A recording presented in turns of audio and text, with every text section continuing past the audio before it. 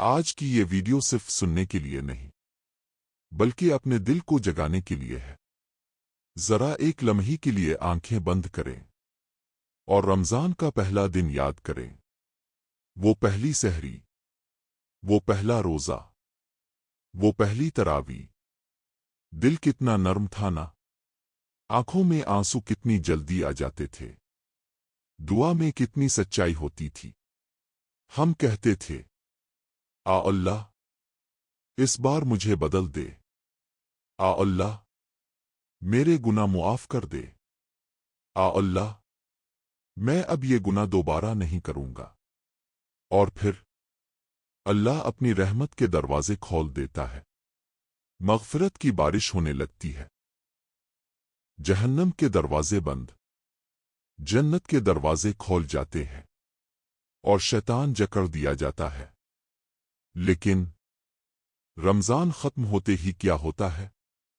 عید آتی ہے، خوشیاں آتی ہیں، اور پھر آہستہ آہستہ نماز بوجھ لگنے لگتی ہے، قرآن بند ہو جاتا ہے، زبان پھر غیبت کرنے لگتی ہے، آنکھیں پھر حرام دیکھنے لگتی ہے، اور ہم وہی بن جاتے ہیں جو رمضان سے پہلے تھے۔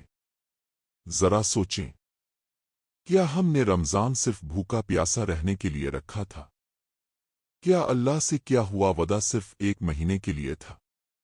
ایک سخت لیکن سچی بات، کبھی ایسا لگتا ہے کہ ہم رمضان میں اللہ سے معافی مانگتے ہیں اور رمضان کے بعد پھر سے شیطان کے ساتھ ان گناہوں کا معاہدہ کر لیتے ہیں، جیسے ہم کہتے ہوں، آ اللہ ابھی معاف کر دے، بعد میں دیکھیں گے۔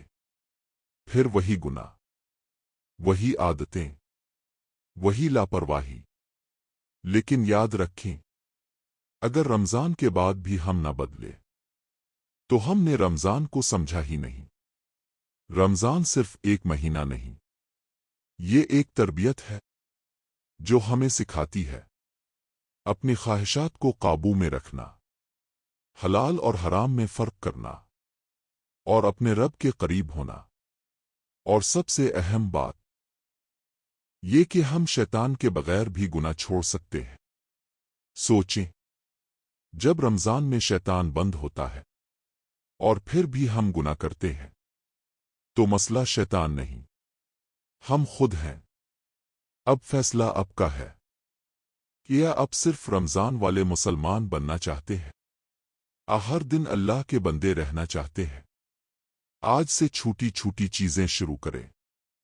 5 وقت کی نماز، چاہے دل نہ کرے، روز تھوڑا سا قرآن، چاہے ایک صفحہ ہی کیوں نہ ہو، اپنی زبان کی حفاظت، اپنی نگاہوں کی حفاظت، اور جب بھی گناہ کا موقع آئے بس ایک بات یاد کریں، میں نے رمضان میں اللہ سے وعدہ کیا تھا۔